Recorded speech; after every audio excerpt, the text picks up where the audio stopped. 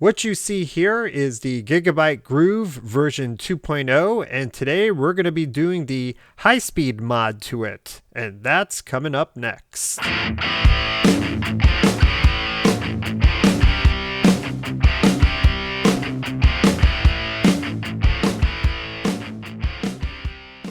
What's going on YouTube? Dan from Southall Computing, and today we're going to be doing the speed modification for the GigaByke Groove second revision. Now I'm aware that there is one video out there that shows you how to do it, but I'm a proof of concept kind of individual and I'd like to do a before and after comparison. A little backstory with this electric bike. It comes shipped in what they call a medium speed mode. There's also a slow mode as well as a high speed mode. So we're going to try to unlock the full potential of this bike. I have a funny feeling, however, it's probably going to give us only a gain of 3 miles per hour. I also have to include that doing this modification obviously will void your warranty. I took the liberty of pre-configuring 2 automotive electric Molex connectors. And as you can see in this shot here, the middle pin is always going to be used. Now the question is, which side is it going to be the high-speed mode? According to the video that I saw on YouTube, it should be this guy here, where the pins are oriented to the right side. So here we're going to do the side-by-side comparison against the silicon acid battery versus the lithium-ion battery. Obviously the lithium-ion battery is lighter and gets you more range compared to its other counterpart here. But we're going to do it before and after with both sets of batteries and see what we get. And as I stated before, I'm pretty sure this mod's only going to net about 3 miles per hour, but not to worry. I have something else in the works in regards to batteries when it comes to this bike in the near future that I'll be making a video about. Okay, let's crack the bike open and get this mod done.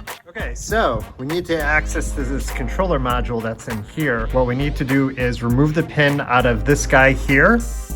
And then there's 2 screws on either side that we have to remove on the top to remove this front cover. So let's do that now.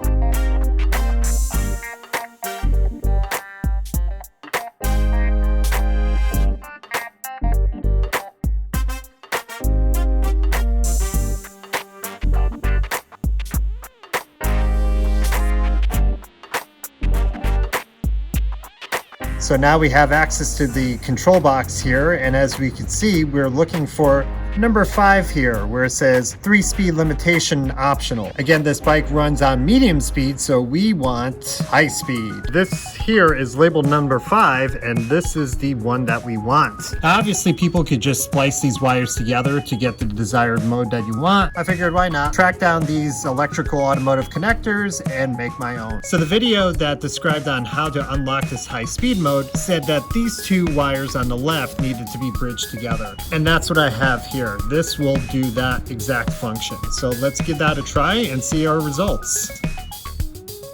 Okay, connector is in. We're just gonna put the cover back on this box here to make sure that we have the right mode selected. If not, we have this other configuration that would bridge the other 2 sides together. All right, let's see what we get.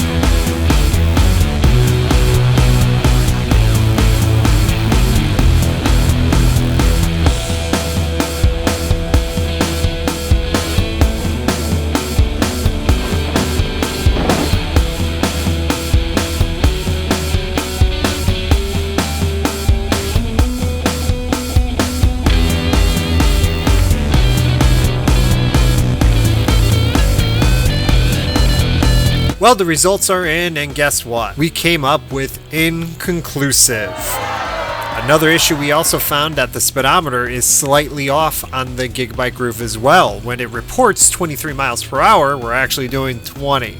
So we really didn't see any improvement, maybe 2 miles per hour. And if that's the speed gain, then might as well just skip it altogether. Another issue could be that it's a version 2.0 and this quote-unquote speed hack doesn't even work anymore. Not to worry, I'll be doing a series of videos on this GigaByke Groove in the near future with some range bonuses and possibly headlight recommendations. So keep your eyes peeled for that as well. If you like what you see here, obviously, please give this video a big ol' like, subscribe to the channel, leave a comment below, and join our forums. It'd be greatly appreciated. This is Dan from Southall Computing, and as always, until the next time.